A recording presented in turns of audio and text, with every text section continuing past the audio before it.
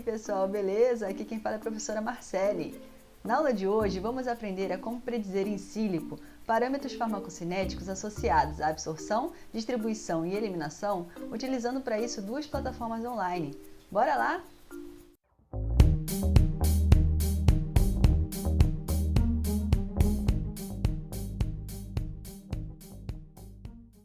Como vimos nas últimas aulas, as propriedades farmacocinéticas indesejáveis e a presença de efeitos tóxicos, ou seja, as propriedades ADMET, absorção, distribuição, metabolismo, eliminação e toxicidade, são as principais causas do fracasso de candidatos a fármacos em ensaios clínicos.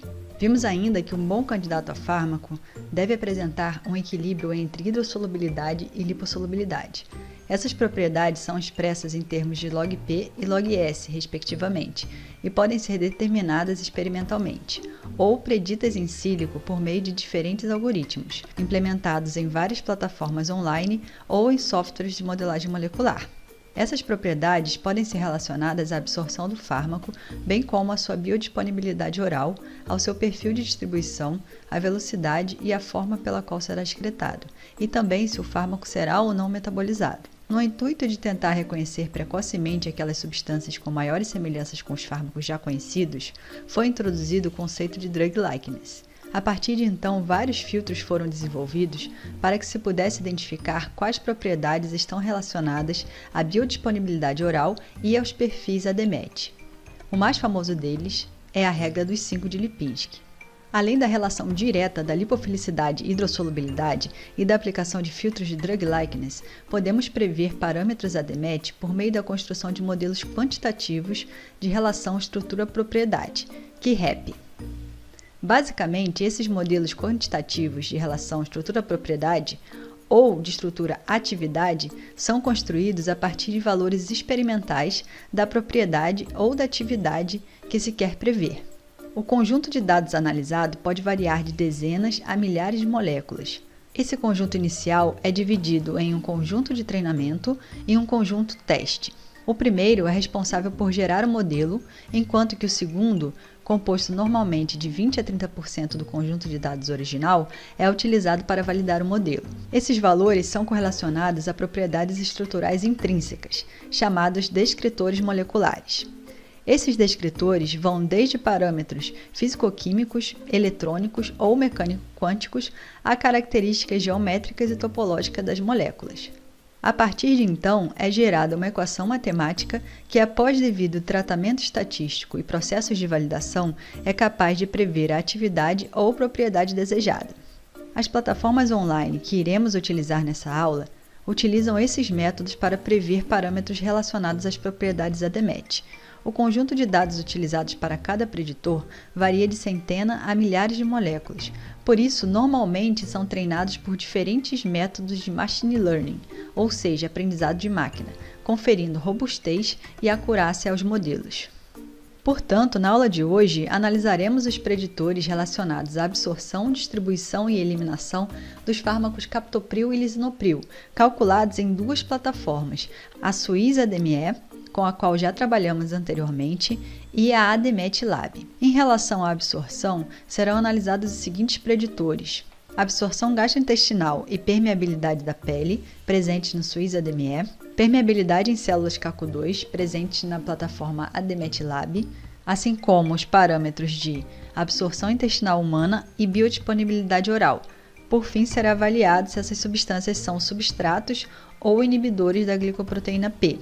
Já em relação à distribuição, trabalharemos com os preditores de permeabilidade da barreira hematoencefálica, presentes em ambas as plataformas, predição da ligação a proteínas plasmáticas e volume de distribuição, presentes apenas na ADMET Lab. Por fim, analisaremos os preditores de tempo de meia-vida e clearance relacionados à eliminação, também presentes na plataforma ADMET Lab. Para alcançarmos esses objetivos, temos que primeiramente acessar cada uma das plataformas por meio desses links, que estarão na descrição do vídeo. Depois, vamos introduzir a estrutura dos fármacos através do desenho da molécula ou de seu código SMILES, que pode ser obtido após consulta ao Drug Bank, por exemplo, como já fizemos nas últimas aulas. Em seguida, calcularemos as propriedades e preencheremos a tabela de resultados com os preditores relacionados à absorção, distribuição e eliminação mencionados no slide anterior. Por fim, analisaremos os resultados obtidos, comparando-os com os dados experimentais da literatura sempre que possível. Agora vamos analisar a seção de farmacocinética da plataforma Swiss-ADME, com a qual já trabalhamos, e conhecer uma outra plataforma, a ADMET-Lab, a fim de complementar a nossa análise. O primeiro passo, então, é reunir informações experimentais a respeito das propriedades farmacocinéticas desses fármacos, como representado nessa tabela, onde podemos relacionar os dados de absorção, biodisponibilidade, ligação a proteínas plasmáticas, volume de distribuição, tempo de meia-vida e clearance renal, do captopril e do lisinopril, que são os fármacos que utilizaremos nessa aula. Agora, vamos acessar a plataforma Swiss-ADME, que já conhecemos e trabalhamos em outras aulas.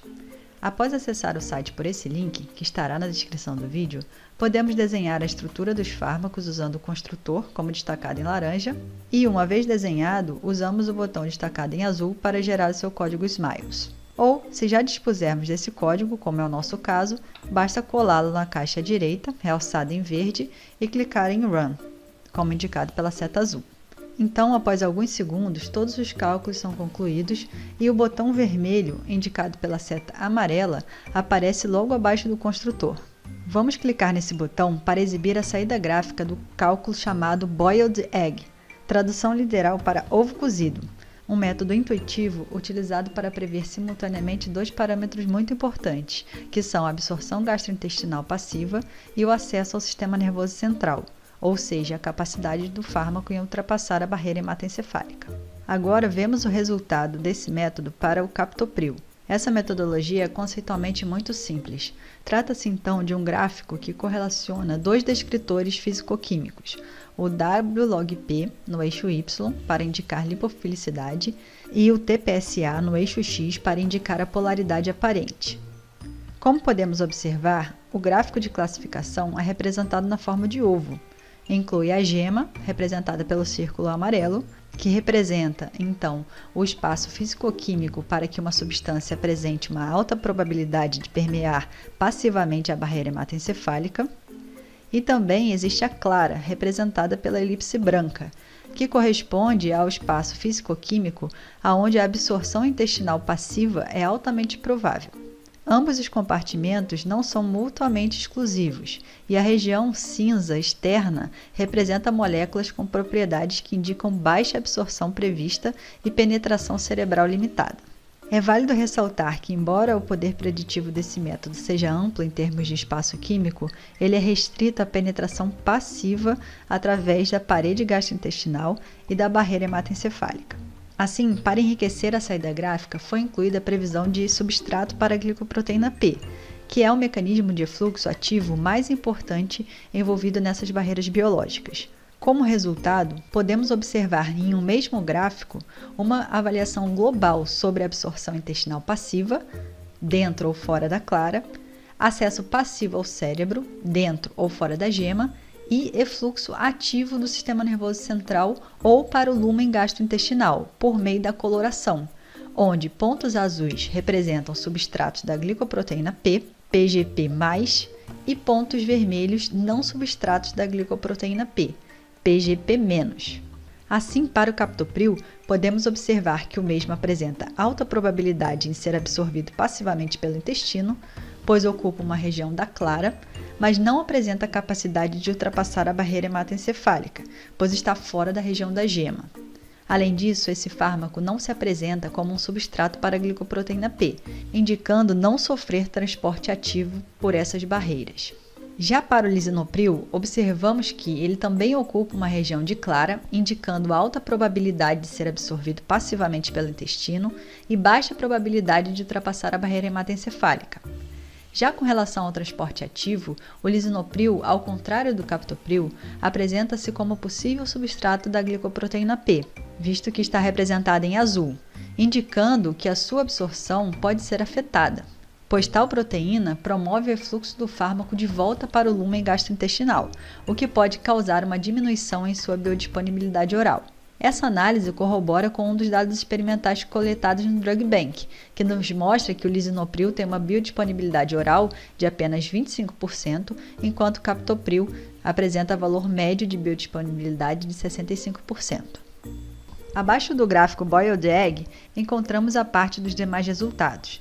Na aula de hoje, vamos nos concentrar em analisar os preditores da seção farmacocinética, exceto aqueles relacionados ao metabolismo, que serão abordados na próxima aula. Os 3 primeiros preditores, destacados em azul, já foram analisados por meio do gráfico. É válido ressaltar que a predição de substrato para a glicoproteína P é realizada por meio de um algoritmo de máquina de vetores de suporte, em grandes conjuntos de dados, contendo substratos e não substratos conhecidos.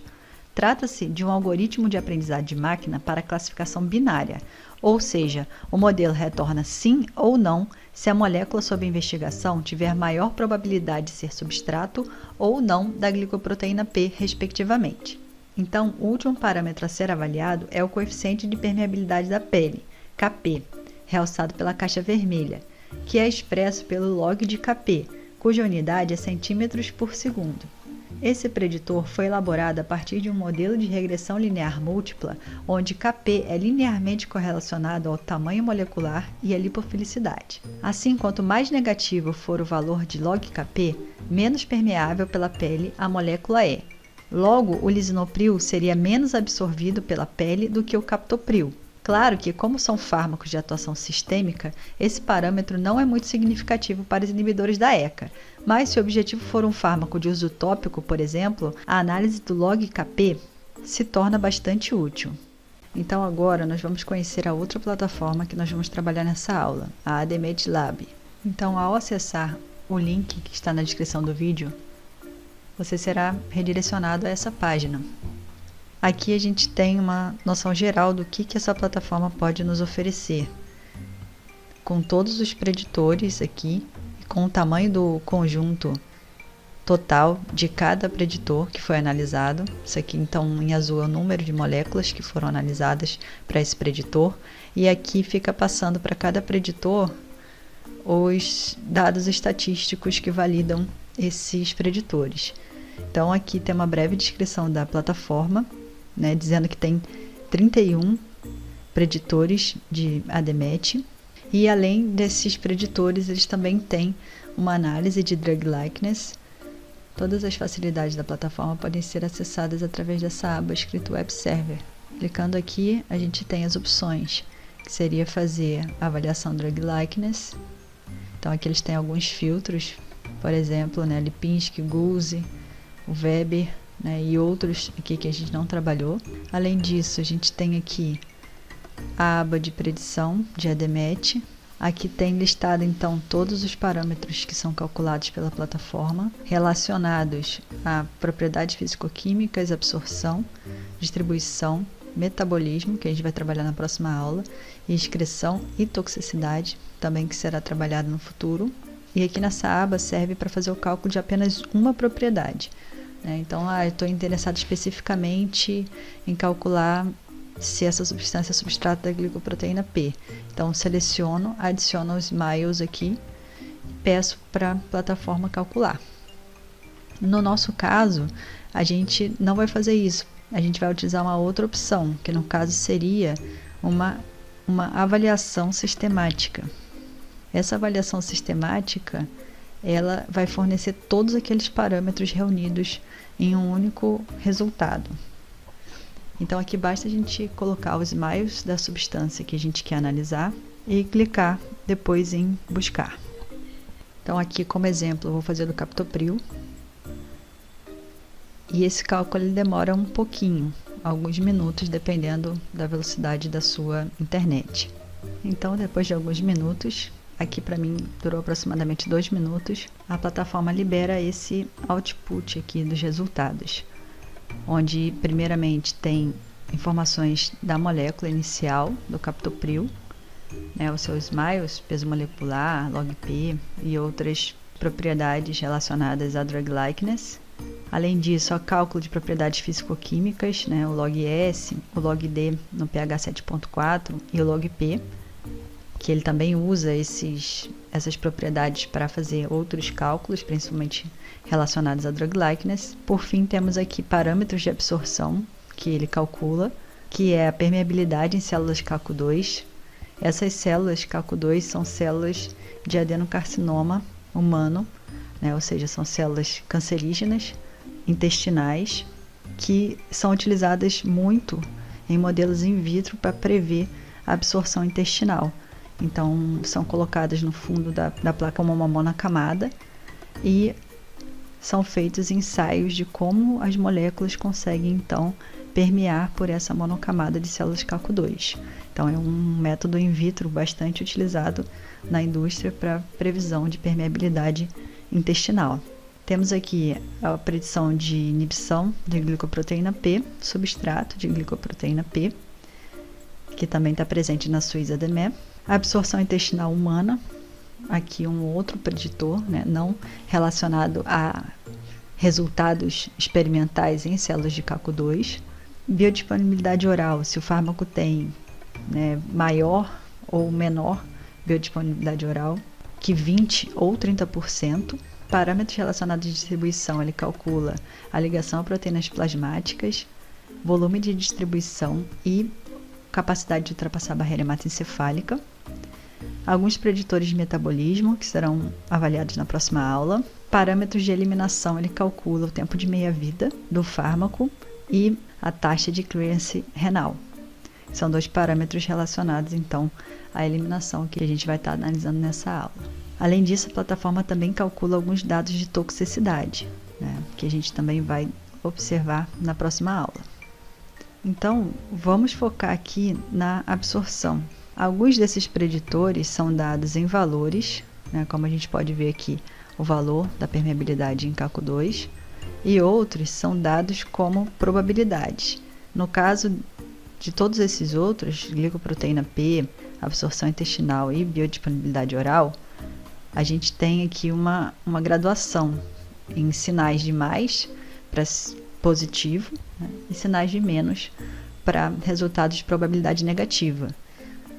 E a quantidade de sinais tem a ver com o valor de probabilidade, né? Então, um valor muito baixo de probabilidade tem 3 sinais negativos aqui. Então, o que significa isso? Significa que, por exemplo, o captopril não é inibidor da glicoproteína P, porque a probabilidade de ele atuar como inibidor é muito pequena, muito baixa, é apenas 30%. Mas, por exemplo, a probabilidade dele ter uma absorção intestinal é grande, é positiva, e a probabilidade é de 62%. Então, a gente pode trabalhar com esses valores de probabilidade, ou se o preditor gerar um valor, a gente tem que comparar, então, com a base de cálculo, né? Que no caso aqui a sugestão seria um valor maior do que menos 5,15 centímetros por segundo, para que houvesse, então, uma boa permeabilidade em células CACO2. E aqui ele ainda diz que o ótimo, né, seria um valor maior do que esse, ou 4,7 ou 4,8. Então, esses também seriam valores aceitáveis. Todos esses preditores têm aqui suas referências correspondentes para que, se houver qualquer dúvida, a gente tenha acesso a essas referências e pode, então, esclarecer melhor esses parâmetros que foram adotados nos cálculos. Para a distribuição também, né, a gente tem valores ou de probabilidade ou valores que resultam, cálculos que resultam de um valor absoluto, que a gente tem, então, que comparar com os valores de referência do cálculo. As propriedades relacionadas à eliminação são valores preditos. Bem, então basicamente são esses valores que a gente vai estar trabalhando, e para facilitar a nossa discussão, a nossa análise, a gente vai montar uma tabela com esses resultados, comparando os dois fármacos e também comparando preditores que são relacionados nas duas plataformas, para a gente verificar se elas são capazes de prever bem essas propriedades.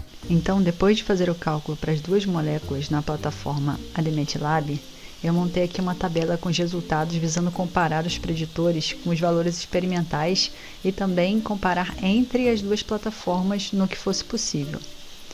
Vamos começar analisando os dados referentes à absorção. Então, na plataforma Suiza-DME, ambos os fármacos apresentaram alta absorção gastrointestinal. No entanto, quando comparado com o preditor de absorção intestinal humana presente na plataforma ADMET-Lab, observamos que o captopril apresenta uma probabilidade positiva de 62% de ser absorvido, enquanto que o lisinopril apresenta a probabilidade negativa de ser absorvido, o que está mais coerente se compararmos com os valores teóricos de absorção e biodisponibilidade apresentados na última linha dessa coluna aqui em amarelo. Já com relação à absorção em células CACO2, ambos tiveram valores negativos entre menos 4,8 e maior do que menos 5,15, o que indica que ambos apresentariam boa permeabilidade nesse ensaio in vitro, com uma ligeira prevalência para o lisinopril. Já com relação aos dados de biodisponibilidade oral, tanto o captopril quanto o lisinopril apresentaram uma probabilidade de apresentar biodisponibilidade acima de 20%, enquanto que apenas o captopril apresentou essa probabilidade de ter biodisponibilidade oral maior do que 30%. Isso também é condizente com os valores da literatura apresentados na tabela, onde a biodisponibilidade oral do lisinopril é de apenas 25%. Com relação à atuação como substrato da glicoproteína P, ambas as plataformas apresentam os mesmos resultados, sendo o captopril como não substrato e o lisinopril como substrato, o que a gente já viu na análise da outra plataforma, que pode explicar o porquê de sua biodisponibilidade oral ser mais baixa. Por fim, como inibidor da glicoproteína P, temos que ambos os fármacos apresentam uma probabilidade negativa de atuar como inibidor desse transportador. Quando um fármaco é inibidor da glicoproteína P, pode haver alteração no padrão de absorção desse fármaco ou de outros fármacos administrados concomitantemente, pois o efluxo para o lumen intestinal é impedido, aumentando assim a concentração das substâncias referidas na corrente sanguínea. Analisando agora os resultados de distribuição, temos que ambas as plataformas sugeriram que o captopril e o lisinopril não possuem habilidade em permear a barreira hematoencefálica, o que é uma característica interessante para fármacos que não têm ação central. A capacidade de permear a barreira hematoencefálica está associada a efeitos no sistema nervoso central. Logo, essa propriedade só é útil quando o fármaco precisa atuar no sistema nervoso central.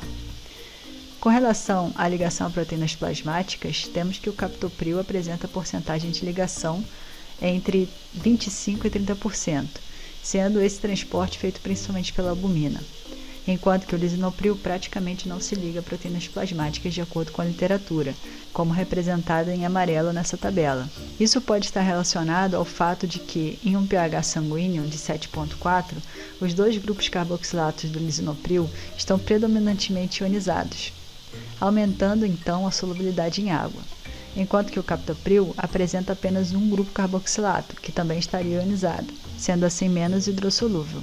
Assim, quanto mais solúvel for o fármaco no plasma sanguíneo, menor a sua tendência em ser transportado por meio de proteínas plasmáticas.